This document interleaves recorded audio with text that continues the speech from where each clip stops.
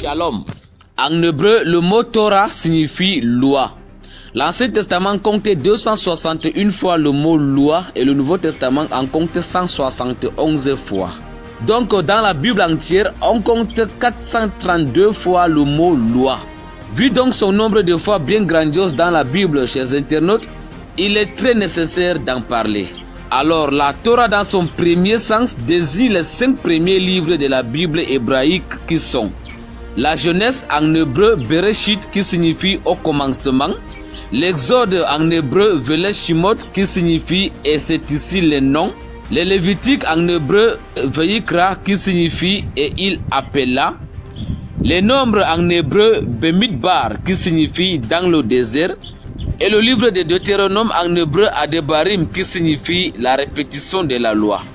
Alors, comment est la loi de Dieu dans la Bible hébraïque? Que nous dit Jésus-Christ au sujet de la nécessité d'observer la loi de Dieu? Et comment est appelé celui qui prétend être serviteur de Dieu mais qui n'observe pas le commandement de Dieu? Pasteur, je voudrais savoir ce que déclare le psalmiste au sujet de la Torah. Merci beaucoup.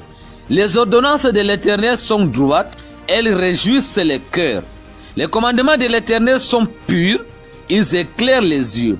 La crainte de l'Éternel est pure, elle subsiste à toujours. Les jugements de l'Éternel sont vrais, ils sont tous justes. Psaume chapitre 19, du verset 8 au verset 9. Donc les ordonnances de l'Éternel sont véritables, parfaites et éternelles. Alors, quel témoignage rend l'apôtre Paul à la Torah? Selon l'apôtre Paul, dans Romains chapitre 7 à partir du verset 12, la loi de l'Éternel est sainte et le commandement de l'Éternel est saint, juste et bon. Merci, pasteur. Je voudrais encore savoir quel est le devoir de tout homme. Ecclésiaste chapitre 12, le verset 13. Écoutons la fin du discours. Crains Dieu et observe ses commandements. Cela que doit faire tout homme. Si nous devons garder les commandements, alors que dit Jésus au sujet de la nécessité d'observer la loi de Dieu? L'évangile selon Matthieu au chapitre 19, le verset 17, à sa partie B, nous lisons ceci. Si tu veux entrer dans la vie, observe les commandements. Alors, si tel est le cas, pouvons-nous impunément transgresser une partie de la loi de Dieu? Jacques chapitre 2, le verset 10 au verset 11. En effet, celui qui a dit « Tu ne commettras point d'adultère » a dit aussi « Tu ne tueras point ». Or, si tu ne commets point d'adultère, mais que tu commettes un meurtre, tu deviens transgresseur de la loi. Donc, quiconque transgresse le moindre commandement pêche contre toute la loi. Comment est appelé celui qui prétend être un serviteur de Dieu et qui ne garde pas les commandements de Dieu? Selon 1 Jean chapitre 2, le verset 4, celui qui ne garde pas ce commandement est un menteur, et la vérité n'est point en lui. En quoi est comparé celui qui aime la loi de Dieu et qui la garde?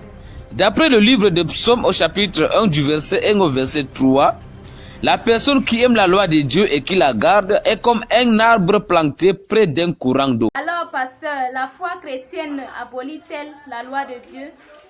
Loin de là, puisque la foi chrétienne rétablit la loi en nous d'après l'épître de Paul aux Romains chapitre 3, le verset 31. Comment sont marqués les enfants de Dieu dans les derniers jours? Apocalypse au chapitre 14, le verset 12. C'est ici la persévérance de saints qui garde les commandements de Dieu et la foi en Jésus-Christ. Alors, chers internautes, Dieu nous encourage toujours à lui être fidèles en gardant sérieusement ses commandements. Notre Seigneur et Sauveur Jésus-Christ nous dit dans l'évangile selon Jean chapitre 14, le verset 15. Si vous m'aimez, gardez mes commandements. Puisse Dieu nous aider à garder sa loi et faire d'elle notre prioritaire au nom puissant de notre Seigneur Jésus-Christ. Amen.